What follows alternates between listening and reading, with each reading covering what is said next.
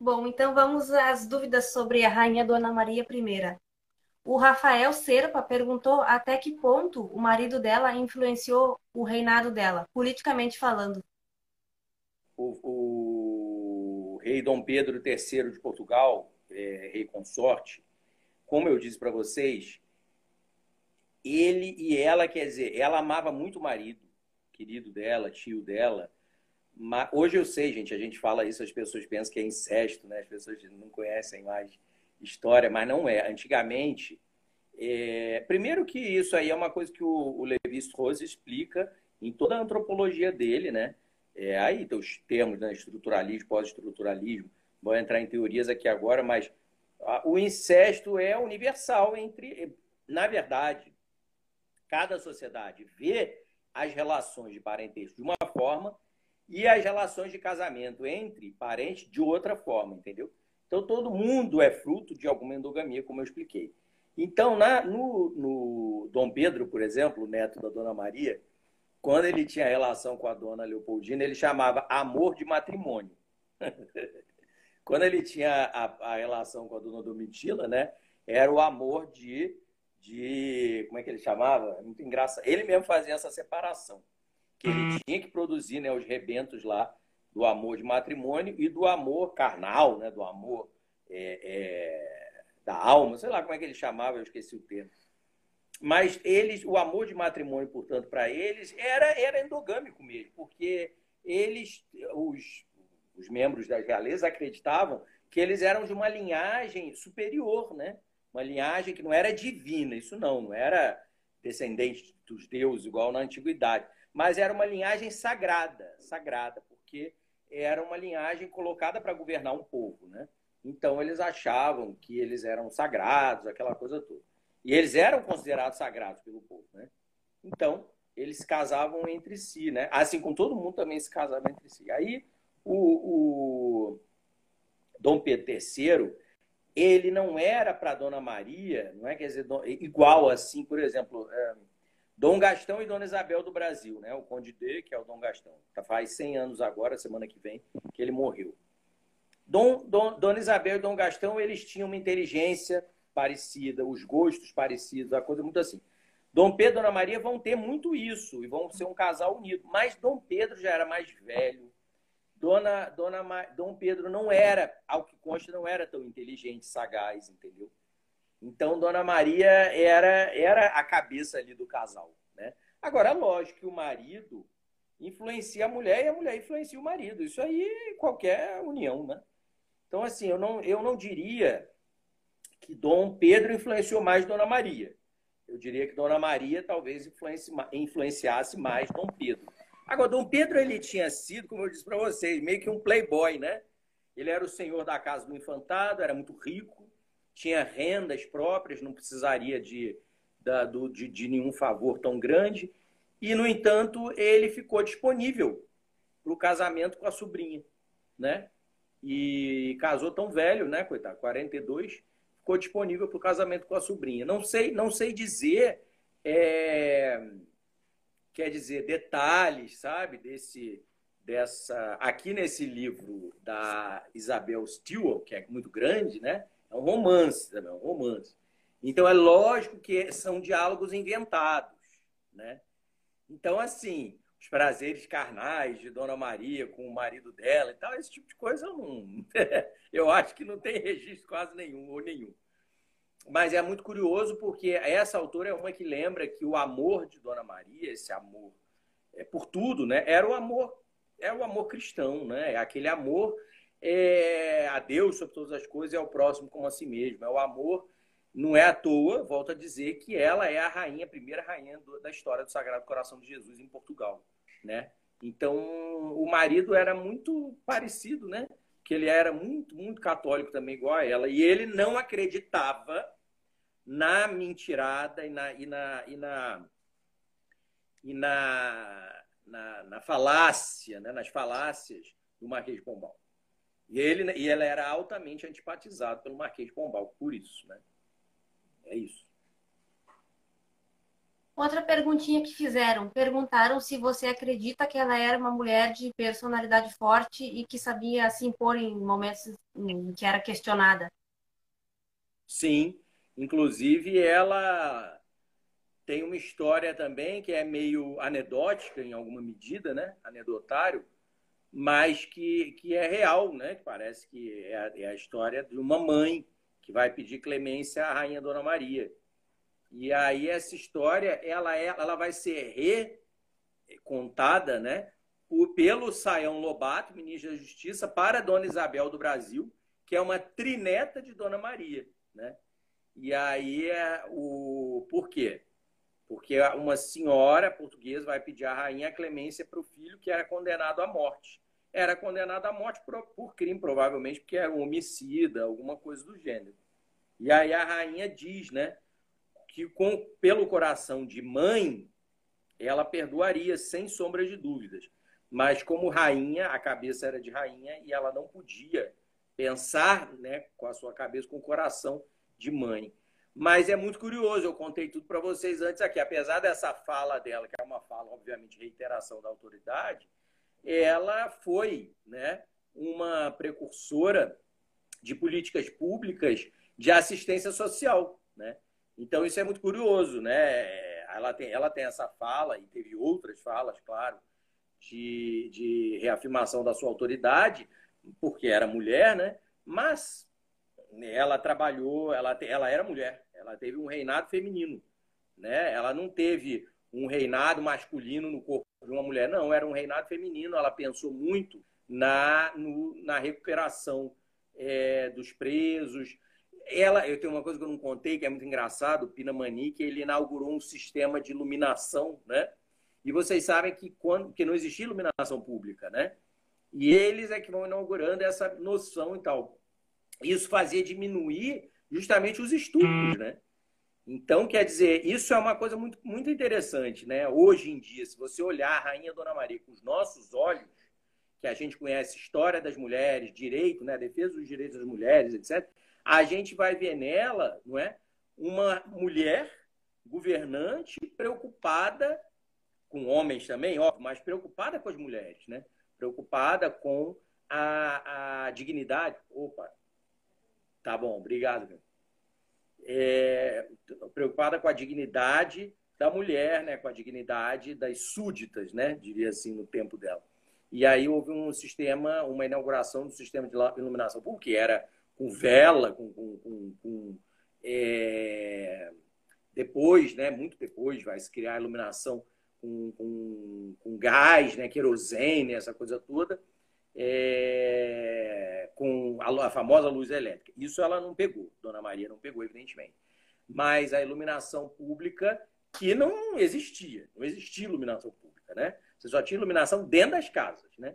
E o Pinamani, que ela vão ser inauguradores dessa noção de iluminação em vários trechos de Lisboa, né? Interessante. Outra perguntinha que fizeram. Se você acredita que ela foi vítima do machismo? Total, a gente falou aqui várias vezes. O rei Dom José só teve filhas mulheres, né? 4 infantas. E a rainha abortou, a rainha ficou tentando, né, procriar até dar um filho herdeiro. E ele era. Bom, ele gostava da filha, sim, amava a filha, mas ele era um preocupado, né, com essa história, como todos eles vão ser. O Dom Pedro I do Brasil, que era o neto dela, ele tem uma opinião, né, que uma vez ele está discutindo com um frade, ele diz assim, não, a mulher pode governar, mas ela não sem o marido dela, ele diz. Então é muito curioso. Dom Pedro teve a filha Dona Maria II, com o nome da sua avó, né? Mas ele dizia, a mulher pode governar, mas não sem o marido junto. Então, quer dizer, isso já é 2 gerações depois. Quer dizer, na verdade, ninguém concebia o governo como uma coisa feminina, somente como uma coisa masculina. Então, todo episódio de machismo que ela passou na vida, ela teve que enfrentar, né? Ela era herdeira, então a mãe dela foi regente quando o pai ficou doente, e a mãe dela não deixou, e a avó dela já tinha sido regente, a avó, a rainha Dona Mariana de Áustria, que é o nome de Minas Gerais, lá, Mariana, capital de Minas antiga. Então, assim, ela teve exemplos de mulheres governantes, né? Na enfermidade dos maridos, mas depois ela vai ser a governante, né? Não vai ser a mulher do governante, né? Ela vai ser a própria governante. Sim, entendi. Outra perguntinha que fizeram também foi se você acredita que fatores hormonais influenciaram em certa medida no enlouquecimento dela. Fatores morais. Hormonais. Hormonais, eu entendi morais, que está longe aqui. Olha, Dona Maria, eu coloco nesse texto que se fosse para fazer um estudo sério sobre a doença mental da Dona Maria, que seria muito legal, muito interessante, uma biografia, né, grande, sei lá, 3 volumes da Dona Maria, uma coisa assim. Ela não tem isso até hoje. Você teria que, sei lá, durante uns 10 anos, né, pegar uma equipe de psiquiatria, né, e que conheça história, seria uma equipe multidisciplinar, de historiadores da medicina e de psiquiatras, etc, etc, e fazer, aí você ia conseguir descobrir, né, por aproximações, etc, etc, as psicopatologias que Dona Maria teve. Eu acho que várias, né? Mas ninguém nunca fez isso. Então as pessoas ficam só opinando, né? Mas ninguém nunca fez isso. E aí o que você vai ver? Que Dona Maria, pergunta hormonal, né? No sentido talvez de chegar, não é? Início da terceira idade, né? Tá pesando aqui. A perda, né? A perda hormonal, não é? Essa coisa toda. Olha, pode ter a ver. E tudo sempre, né, ajuda, não é? Mas eu não acredito tanto nisso. Eu acredito mais que Dona Maria tenha sucumbido, não é, às perdas. Eu não sei dizer se Dona Maria se tornou esquizofrênica. Pode ser que os médicos concluíssem, vários médicos, vários historiadores, né, que Dona Maria se tornou esquizofrênica mesmo, né? Agora, será que ela se tornou esquizofrênica? Eu não sei dizer. Ela vai ter descendentes esquizofrênicos, toda a família pode ter esquizofrenia. E se você, claro, tiver num ramo de uma família que todo mundo ali está nascendo esquizofrênico e continuar fazendo endogamia, aí sim a tendência é de manter a esquizofrenia. Ok. Não era o caso também, porque Dona Maria, o pai e a mãe não eram esquizofrênicos, né? Não consta nenhum avô esquizofrênico. Então, assim, na verdade, é muito curioso. Muito legal isso, né, na história de Portugal. No fim do reinado de Dom José, ele ficou doente e meio depauperado da cabeça. O avô dela, idem. Bisavô, idem. Quer dizer, é muito curioso que no fim desses reinados, né, o que vai acontecendo é que eles vão ficando cansados também de governar. No caso da Dona Maria, ela não estava nem velha, tão velha assim, né? Mas houve muita morte, muita morte. E aí, assim, há pessoas que conseguem, né? Ela era muito religiosa e tudo e tal, colocar isso tudo, sublimar isso tudo na religião, mas ela, nesse caso específico, não é? Ela sofria de escrupulosidade, como eu falo no texto, né? E quem sofre de escrupulosidade acaba enlouquecendo, né? Escrupulosidade é o excesso patológico de escrúpulos, né? E aí enlouquece. E ela tinha muito isso, né? O pai, imagina o pai, né? Ela via o pai todo calcinado, como eu falei, no inferno, porque ele e o Marquês de Pombal eram, né, unha e carne, né? E o Marquês de Pombal, como a gente falou aqui, era tudo menos santo, né? Sim. Outra coisa que perguntaram que é muito interessante, perguntaram se Dona Isabel a Redentora e a própria Dona Leopoldina viam na Dona Maria I uma mulher como um exemplo a ser seguido, claro, antes dela enlouquecer. Até perguntaram também qual foi a relação de Dona Maria II, qual foi a visão que Dona Maria II teve da bisavó. Dona Maria II tem o nome da bisavó, né? Vai ser segunda nesse sentido. Mas eu acredito, ela nasceu em 19, Dona Maria morreu em 16. Eu acredito, quando Dona Maria II era criança, colocassem muito para ela a memória da bisavó dela. porque ela, no Rio, né? Nascida e criada no Rio de Janeiro, e foi onde a rainha tinha vivido e morrido. Já a Dona Isabel é de uma geração tão posterior que Dona Isabel não via na atriz-avó, provavelmente, essa coisa do Sagrado Coração de Jesus, sim, ela sabia, e ela vai ser a grande, né, adoradora do Sagrado Coração de Jesus na história do Brasil. Mas eu não sei se Dona Isabel tinha uma visão tão positiva de Dona Maria, porque com essa coisa da endogamia nos casamentos, no século XIX, as famílias reais vão sendo acusadas de tara, né, de serem tarados e tal. E aí a Dona Isabel, ela se casou com o primo, né? Obviamente eles só se casavam entre si, mas ela tinha, eu acho que Dona Isabel tinha um pouco de receio, né, dessa coisa toda, tanto que ela tinha um primo irmão que ela achava que era doido, ele era doido mesmo, o Conde de Chambord, né, que era o rei de Yuri lá da França. E então quando ela usou o exemplo da trisavó, politicamente, foi justamente para falar que ela era maluca, porque esse ministro exigiu dela, né, a pena de morte, e ele disse: devo lembrar a Vossa Alteza que sua ilustre avó, a rainha Dona Maria, e aí contou aquele caso que eu contei para vocês. E aí ela esperou ele acabar de falar. Quando ele acabou de falar, eu contei isso lá na Embaixada do Brasil em Lisboa, no lançamento do Alegrias e Tristezas, né? Que é esse tijolo maluco aqui. Aí eu contei e aí todo mundo riu muito, porque não conhecia essa história. O ministro da Justiça, então, ficou irritado, porque a Dona Isabel disse: mas, senhor ministro, a minha trisavó era maluca. Então, assim, para não assinar a lei capital, a pena capital, aliás, né? Para não assinar a pena capital, Dona Isabel lançou mão do exemplo da trisavó, mas colocando a trisavó como doida, né? Na verdade, portanto, eu não sei até que ponto Dom Pedro II e Dona Isabel, que já era, né, bisneta e trineta, portanto, eles tinham uma visão, digamos assim, positiva da rainha. Olha, visão maldita eles não tinham, porque eles eram descendentes diretos, né? Isso não. Visão demonizada, nada disso, nada disso.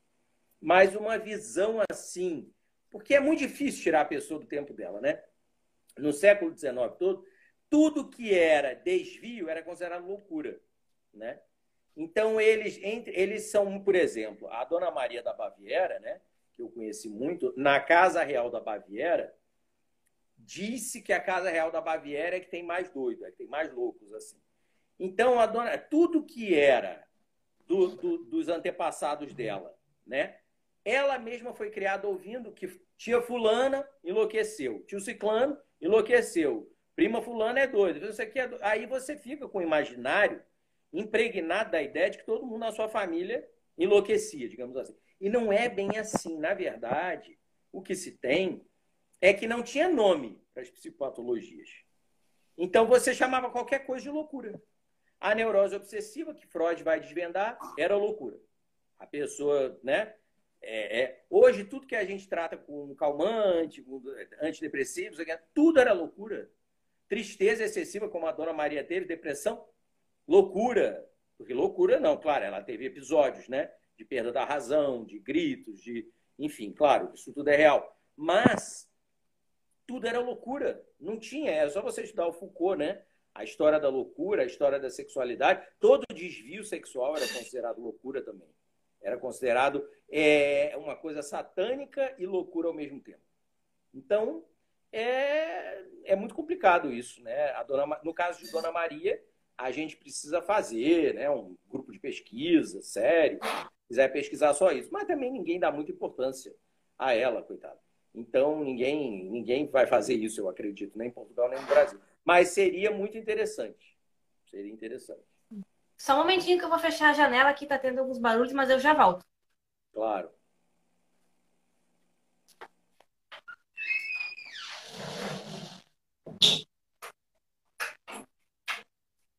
Saudação aqui para o Alisson Lopes, Diogo Seixas, meu caríssimo, Cacau, meu sobrinho distante, Alisson. Voltei. Nurra, também é minha prima, casada com meu primo, de São Paulo. Estou saudando aqui, que eu fui olhar quem está aqui. Bom, pessoal, Bruno, então a gente está finalizando. Eu estou respondendo as perguntas aí da Fernanda que o pessoal fez sobre a Rainha Dona Maria. sim. Uma última perguntinha, perguntaram o seguinte, a Jaine perguntou, com que idade ela começou a apresentar os sintomas e como foram esses sintomas, os primeiros? Foi em 1789, não é? E ela tinha momentos de afasia, digamos assim, e de prostração, né? Tristeza, aquilo tudo, isso ela já tinha sucessivos lutos, né? Tudo isso que a gente já falou. E aí depois ela passou a ter achaques, assim, né? Ela passou a ter crises e a gritar, e aí a ficar muito nervosa, e aí tinham que vir as pessoas para acudir. Delírios, né? Às vezes, aí passou a não falar coisa com coisa em algumas ocasiões. É, confusão mental, né? Confusão mental. E aí, até nessa ocasião, acho que é janeiro de 1892, que o médico psiquiatra do rei George III dá o laudo, o veredito de que ela está incuravelmente enferma mental. Então, então uns 3 anos aí, de vários episódios diferentes, né? Agora, é muito interessante isso, né? É impressionante isso na história do Brasil, que é justamente a época da história do Tiradentes, e que as pessoas demonizam tanto a rainha. Então, eu digo no texto, até que ponto, embora se falasse em nome dela, embora a justiça fosse em nome dela, tudo fosse, até que ponto ela soube a integralidade dessas coisas, é muito curioso, né? É muito provável que... Quer dizer, tem que haver o mocinho e o bandido nas histórias, né? Nas narrativas. Então, na história do Tiradentes, ele é o mocinho e a bandida é a rainha Dona Maria, né? Na história real, Sim, na história verdadeiramente estudada, né? E pesquisável, né? Dona Maria não é isso, né? Ela é muito mais do que essa rainha, que parece a rainha de copas, né? Do País das Maravilhas lá, né? Cortem as cabeças, não sei o quê. Então, sim, não é assim que aconteceu, né? Não foi assim. sim. Até uma pessoa perguntou novamente o seguinte, então ela realmente não sabia o que estava acontecendo em Minas Gerais. Muito provavelmente ela não sabia corretamente. O que eu digo ali, Ah, quer dizer, ela vai acompanhando, vai tendo audiência com os ministros, as reuniões do conselho, aquela coisa toda, mas ela já estava, muitas vezes, e aí Dom João é inserido no governo, porque ela já estava saindo de si, né? Saindo de si. Muitas vezes, muitas ocasiões. Então, como a gente sabe, processo judicial o processo judicial ele não é uma coisa que necessariamente tem que ir ao chefe de Estado. Então, a rainha, em relação ao processo específico da derrama em Minas e da chamada em confidência, que é um nome, naturalmente, que é contrário à conjuração, né? É muito provável que ela não dominasse. Muito provável. Eu acho que, claro, precisa de mais pesquisa só para comprovar isso, mas acho que soube pouco da coisa como um todo. E aí, claro, a gente sabe, teve o degredo em África, né? Dos membros, aquela coisa toda. Mas até que ponto Dona Maria em si cuidou desse assunto, eu acho que muito pouco. Muito pouco. sim. Como o pessoal tem dúvidas sobre Dona Maria I, porque não se fala muito sobre ela, né? Né? Não se fala nada sobre ela. Esse livro, inclusive, de Mary, foi o livro enfim, da Mary, a professora Mary Del Priore, historiadora, né? Minha amiga, com quem eu agora vou lançar outro livro agora, semana que vem lá no Rio, sobre Dom Pedro enquanto músico, né? Que é outra lacuna que vai ser preenchida, né? E esse livro aqui não teve repercussão, é um romance histórico, né? Mas não teve repercussão quase nenhuma, porque as pessoas não dão valor à Dona Maria. Ela é demonizada e ficou demonizada na historiografia. Então, assim, do ponto de vista acadêmico, né? Qual o valor que é dado à Dona Maria? Não tem nenhum. E é muito curioso, porque deveria se dar algum valor justamente porque ela é uma das personagens da história da Inconfidência. Agora, na história da Inconfidência, como eu falei, cria os mocinhos e cria os bandidos. Ela é a bandida mor. É a bandida que assinou a, a pena capital do Alferes Xavier. E não é bem assim que a coisa foi, né? Não foi bem Sim. exatamente assim que a coisa aconteceu. Mas, de qualquer maneira, é algo, enfim, como eu falei, a própria história da loucura, né, de Dona Maria, o que era essa loucura, né? Ela tem que ser muito melhor estudada. O Caetano Beirão, que é o grande biógrafo dela, né, da Rainha Dona Maria, ele diz que não há dúvida nenhuma de que a rainha enlouqueceu. Essa escritora portuguesa mais recente, Isabel Stilwell, também diz a mesma coisa. Eles dizem, não há dúvida alguma de que a rainha enlouqueceu. Agora, a gente precisa saber, pô, hoje a gente vive uma fase histórica em que a gente sabe tanto sobre isso tudo, né? Por que não saber a história da loucura da rainha, né? Seria muito interessante. A gente não conhece, mas assim, os autores que verdadeiramente, né, se dedicaram e tal, falam, não, a rainha enlouqueceu porque ela passou a ter episódios, né, que... Bom, tem gente que fala que o rei George latia, né? Eu não Meu acredito, Dona Deus. Maria tenha latido alguma vez, não, isso não.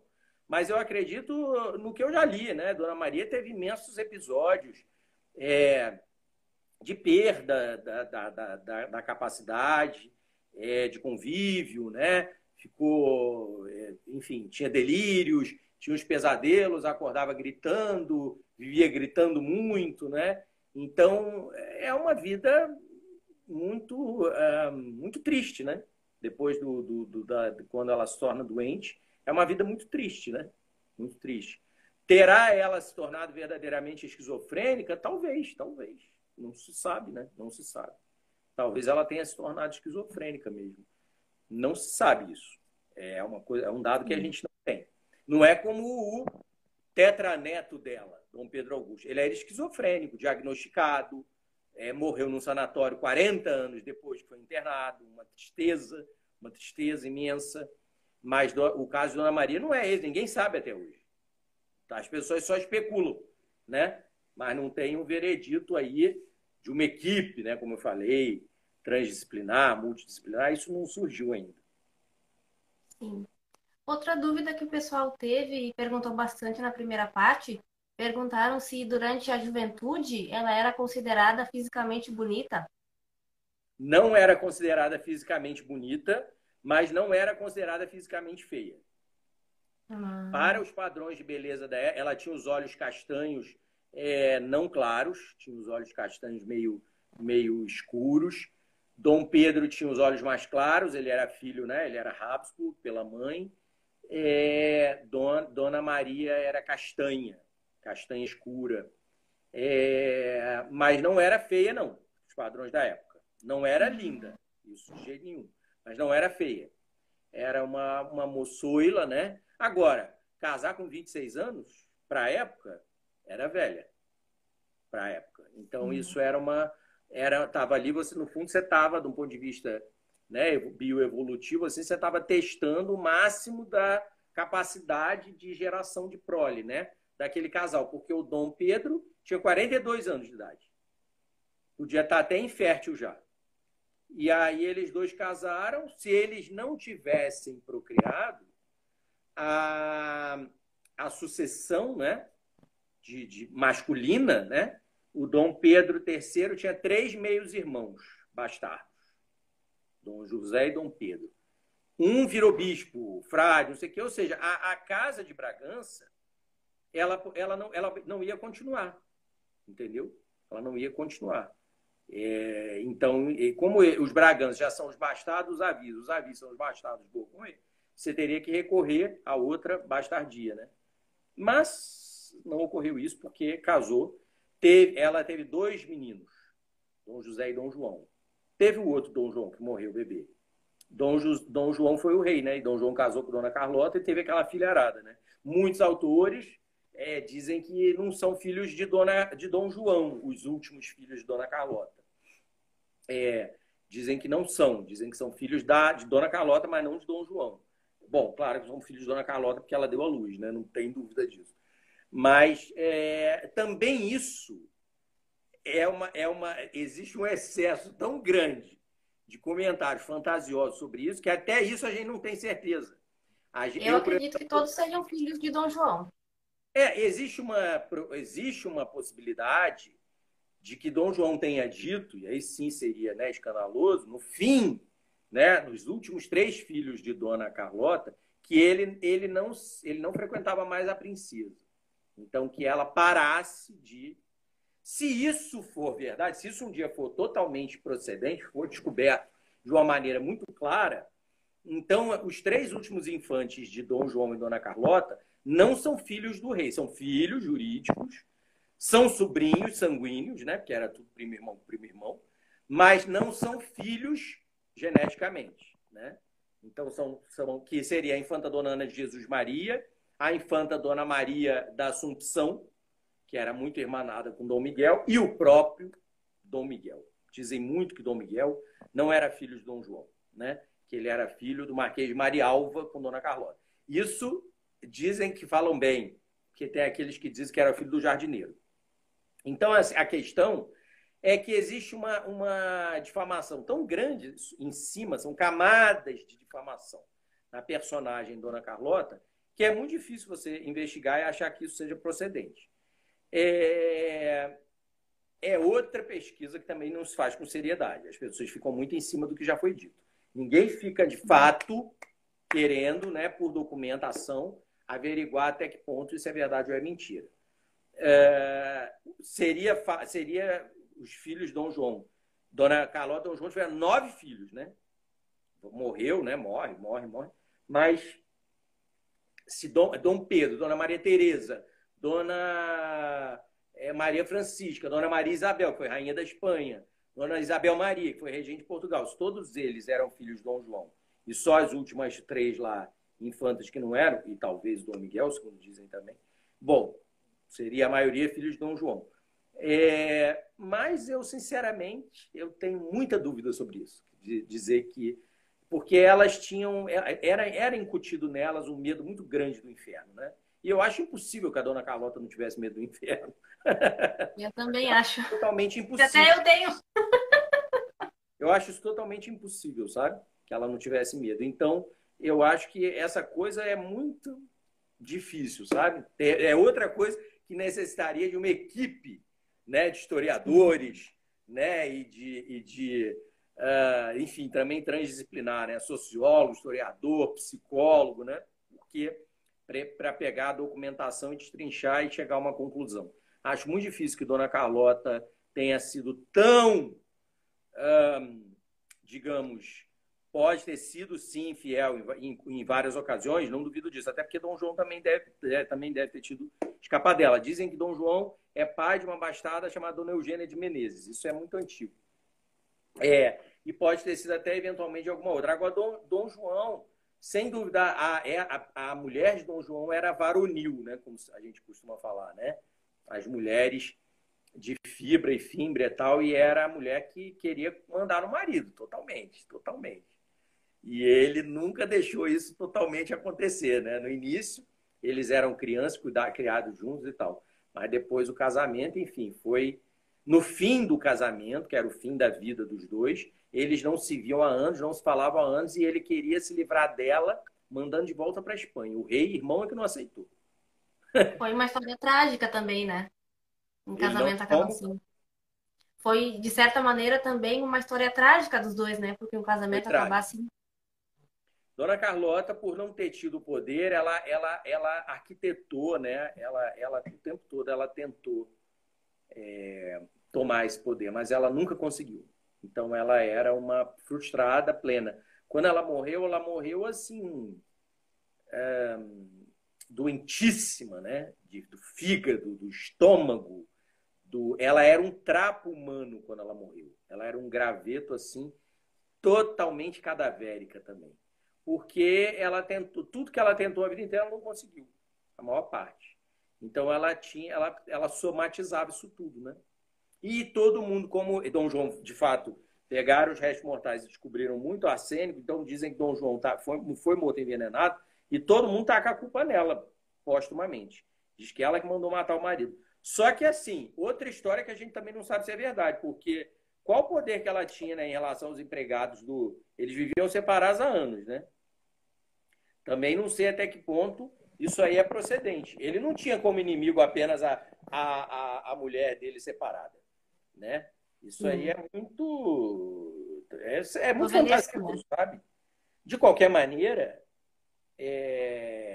ela pode fazer parte de um bando de gente que quisesse matar Dom João.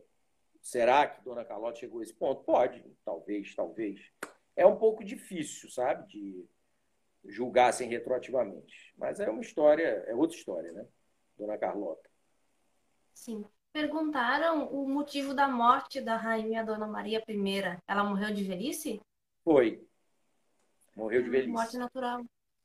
Morreu de velhice, morreu, teve, né, a síncope lá, final, e estava no convento, muito já idosa, 81 anos, volto a dizer. Para a gente é 81 do início do século XIX. Para nós é mais de 120 hoje, eu acho. Acho que é 130, se duvidar. Então, ela morreu muito velhinha, muito assim, muito cuidada, mas muito velhinha, muito alquebrada, né? Eu não imagino nem que ela tenha, assim, tido um final muito doloroso, eu acho. Eu acredito que não, que talvez ela já tivesse tão sem a razão há tantos anos, né? Que ela tenha só apagado, assim, sabe? Porque ela já estava sem razão há muitos anos já. Sim.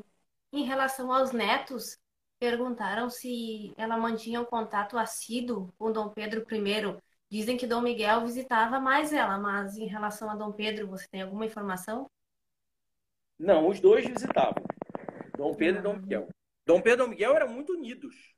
Dom Pedro e Dom Miguel era Uhum. Cosme e Damião. Os dois visitavam. Quando príncipe regente, depois rei, né? A família, foi viver em São Cristóvão e a rainha morava no convento do Carmo. Isso era muito comum, né, gente? As rainhas, quando ficavam viúvas, elas fundavam e moravam em conventos. A Fernanda sabe disso muito bem. Então, essa era tudo sexista, separado, que é homem, que é mulher. E a rainha, Dona Carlota, morava em Botafogo com as filhas. Era tudo separado. Cada um morava num canto. Então, quando Dom João ia visitar a mãe, ele ia com os dois, Dom Pedro e Dom Miguel. Dom Pedro e Dom Miguel.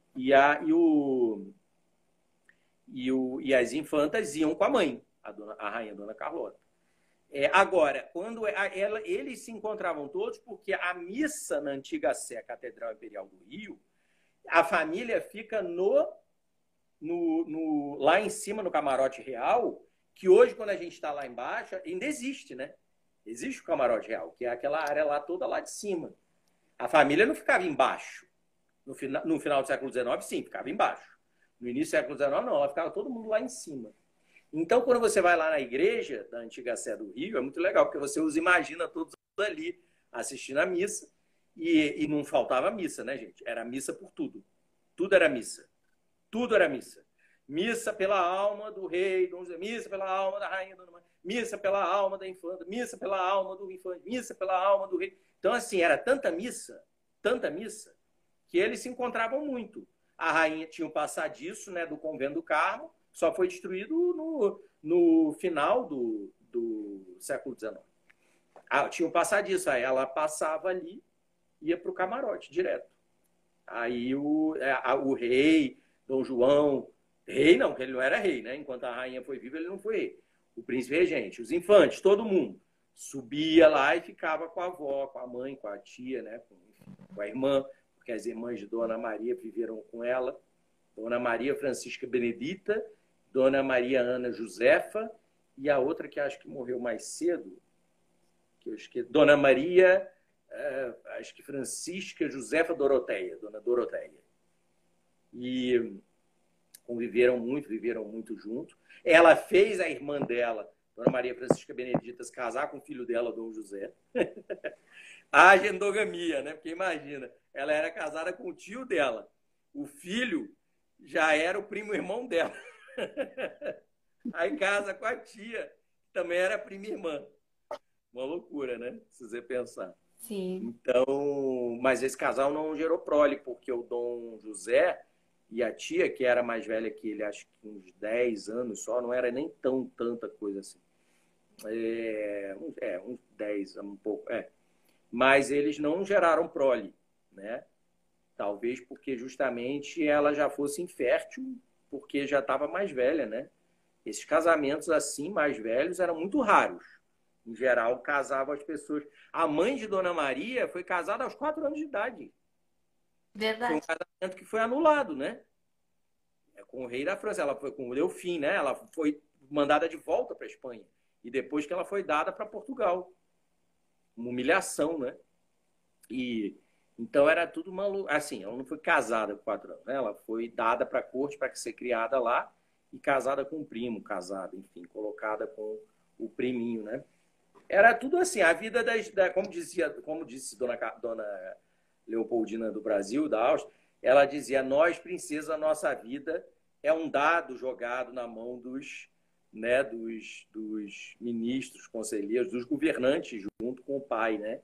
O pai dela, o imperador Franz. Aliás, o imperador Franz se assinava para a Dona Maria como sobrinho, muito curioso. Mas por quê? Porque o marido, Dom Pedro III de Portugal, era primo irmão, né, da mãe, né, do pai, né, do imperador Franz, que é o imperador Leopoldo, né? Então ele dizia para ela ma chère tante, para a Dona Maria. Ele assinava para a Dona Maria, minha querida tia. Aí ele mandava todos os nascimentos, né, da, da casa, né, da casa da Áustria, né, para a de Portugal, e aí para todas, né, porque era tudo misturado. Então, os nascimentos eram informados de uma corte para outra, né? Era dessa maneira. Sim. Uma última perguntinha, e agora eu juro que vai ser uma das últimas perguntinhas. Perguntaram se na infância o Dom João VI recebeu a mesma atenção da mãe que o irmão mais velho. Não, a atenção era toda para o irmão mais velho. Ah, mas Todo... isso não Não, significava que ele não. fosse rejeitado, né? Porque Não, não. algumas pessoas saem dizendo isso. Não, ele não era nada rejeitado, não. Ele era, só que ele não era o herdeiro do trono. Então, Dom José era o herdeiro, tudo era para o Dom José. Agora, Dom João foi criado com a irmã, Dona Mariana, é tudo o mesmo nome. O nome é igual. Se você não souber a genealogia, você não entende nada. Mariana Victória Josefa, é o nome da avó, né? Então, a Dona Mariana Victória Josefa era muito unida com Dom João, os dois irmãozinhos lá, né? E aí o Dom João casou com a prima, Dona Carlota Joaquina, e ela casou com o primo tio, Dom Gabriel, da Espanha. E aí foi embora. Aí Dona Maria ficou muito triste, né? Porque perdeu a filha, que foi embora para a corte da mãe. Dona Maria se considerava espanhola também pela mãe, né? Ela gostava muito, ela disse uma vez na carta para o tio que se Portugal e Espanha entrassem em guerra, ela preferia renunciar porque ela não admitia isso, porque eram países irmãos e as famílias são a mesma família, não sei o quê, não sei o quê, não sei o quê, não sei o quê, não sei o quê. Então, tanto que o Tratado de Santo Ildefonso é considerado prejudicial para a diplomacia luso-brasileira, porque Dona Maria quis que tivesse a cessação das desavenças, né, deixando a Espanha melhor do que Portugal. Porque ela era pró-Espanha, né, no fundo. E Dom Carlos III era uma raposa, era espertíssimo e sabia manobrar a sobrinha nesse sentido. Mas assim, essa desavença, colônia do Sacramento, no sul do Brasil, que depois vai dar, né, na província de Platina, porque depois Dom João vai ser traído pelo sogro e tio, que é o Dom Carlos IV, né, que é o filho, né, lá do Dom Carlos III. Essa coisa toda, porque é isso, né, o português e o espanhol é como irmão mesmo, é amor e ódio. É amor e Verdade. é um amor, né? Por admiração e tal, mas tem muito ódio, muito ódio. Porque Portugal saiu da Espanha, né? Da antiga, que nem era, Espanha nem existia. Reino de Leão. Mas então, assim, muita história, muita guerra peninsular. Então era amor e ódio. Mas é isso mesmo, é a história, né? Sim. Falando em Espanha, uma moça perguntou como era a relação dela com a nora Carlota Joaquina. Muito amor. Criou a Nora, criou a Dona Carlota como filha. Dona Como Carlota filha mesmo. muito amor, é. Dona Carlota, Dona Maria, tinha pena quando tinha que castigar a Dona Carlota, porque Dona Carlota era muito mimada. E Dona Carlota brigava, era briguenta e tal. Aí Dona Maria não queria castigar, né? Dar umas palmadas mesmo, né, em Dona Carlota. Mas de vez em quando ela dava e mandava, ou dava ela mesma, né? Ou mandava dar. Mas Dona Carlota, desde criança, era endiabrada. Assim, do jeitinho dela, né? Uma menina também, coitada. Não é para ser demonizada. Mas então Dona Maria tinha pena, né? De bater na Dona Carlota, mas de vez em quando corrigia, assim. Ela mesma diz, a mãe de Dona Carlota era prima irmã de Dona Maria e prima irmã do Maria, era tudo prima irmã. Aí ela diz, minha querida irmã, né? Que é a Maria Luísa, né? Que também falam cobras e lagartos, da Dona Maria Luísa, lá na historiografia espanhola e tal. Então, Dona Maria amava muito Dona Carlota. E eu digo nesses textos, eu digo que Dona Carlota também correspondia a isso, né? Agora, a Dona Carlota queria que Dom João lhe obedecesse, porque como ela era a mais do casal, né? E o modelo de governo que ela teve da rainha Dona Maria que mandava como mulher, né? Então, Dona Carlota queria co-governar, né? Ela queria ser rainha co-governante com Dom João. Mas Dom João nunca deixou isso completamente, os ministros cortavam as asas, né? E Dona Carlota, então, só ia se frustrando. Mas Dona Carlota é outra que tem uma vida imensa também, né? Deveria ser muito mais bem conhecida. Enfim. É curioso. Sim. Genealogia é engraçado, porque aí a Dona Teresa Cristina é sobrinha da Dona Carlota, Verdade? filha da irmã mais nova de Dona Carlota. Então, assim, é uma endogamia, é muito engraçado. É muito engraçado. É muito doido. Analisar isso tudo é Sim. muito divertido. Enfim. Sim. Bruno, a última pergunta, hipotética, né? Perguntaram aqui para mim.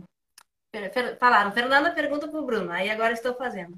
Se ela não tivesse enlouquecido, como você acredita que o reinado dela teria terminado? A história não é contrafactual nunca, né? Mas você Sim. pode Imaginar, né? imaginar, exatamente. Ela não é contrafactual, não existe essa possibilidade, né? O que existiu foi o enlouquecimento e a sucessão em vida dela, né? Creio eu, contudo, que Dona Maria, no caso da invasão napoleônica, que foi traição da Espanha, ela teria, se ela não desabou antes, que ela desabou, eu acho que ela desabaria ali. Porque a traição da Espanha a Portugal naquele momento foi muito sentida por Dom João e até por Dona Carlota. Porque Dona Carlota teve que desancar para vir morar no Brasil, no Rio de Janeiro, que ela não queria, e ela fica fula da vida com a diplomacia, o governo do pai terem feito aquilo. E escreve indignada dizendo como que ia submeter os netos do rei, né, da Espanha, né, a humilhações, a vexações, e a isso, aquilo outro. Então, essa traição da Espanha por sobrevivência, né, que a gente sabe que relações internacionais é isso, teria desabado a Dona Maria. Porque Dona Maria, ela amava a Espanha pela mãe, né, pela Dona Mariana Vitória. E ela se sentia, porque ela era mesmo, né, metade espanhola, então ela teria reagido muito mal, eu acho, sabe? E aí essa fuga, sabe-se lá se ia acontecer, se não ia acontecer, se os exércitos iam pegar ainda a família real lá, porque vocês sabem que foi questão de horas, né? E Sim. aí, né, o que aconteceria? Dona Maria ser presa, Dona Maria, a corte toda, enfim, não se sabe. Portugal invadido, tomado, enfim, não se sabe, não se tem ideia. Mas é curioso, essa traição foi muito sentida, porque a família reinante é aquilo ali, né?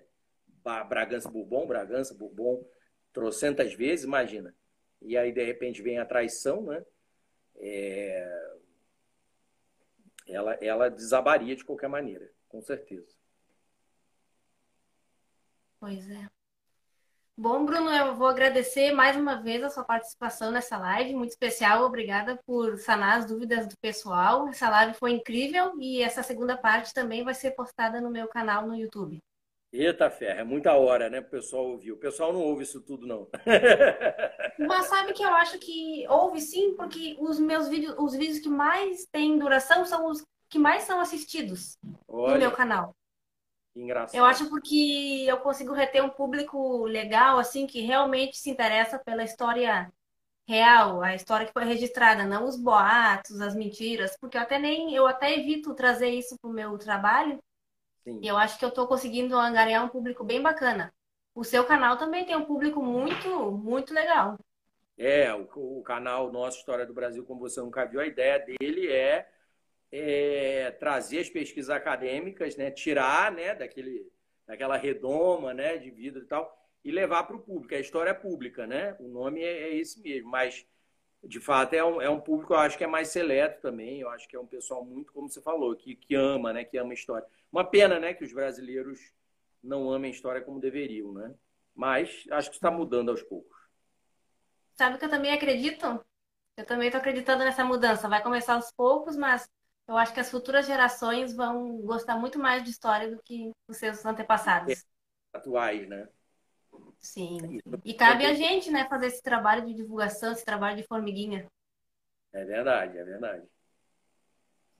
Mas tá Então, ótimo. Bruno, muito obrigada pela sua participação, viu? Te desejo tudo de bom e a gente vai marcando outras lives. Beleza. Obrigado, Fernanda. Sempre tudo de bom aí pro seu perfil, suas postagens. Eu sei que você faz isso em meio a tantos trabalhos, como todos nós, né? O Renato Tapioca também tem o Rainhas Trágicas, já muito antigo. A gente faz 1 milhão de coisas na vida, né? Mas a gente não abandona esse amor à história. Por isso que a gente fica aqui, né?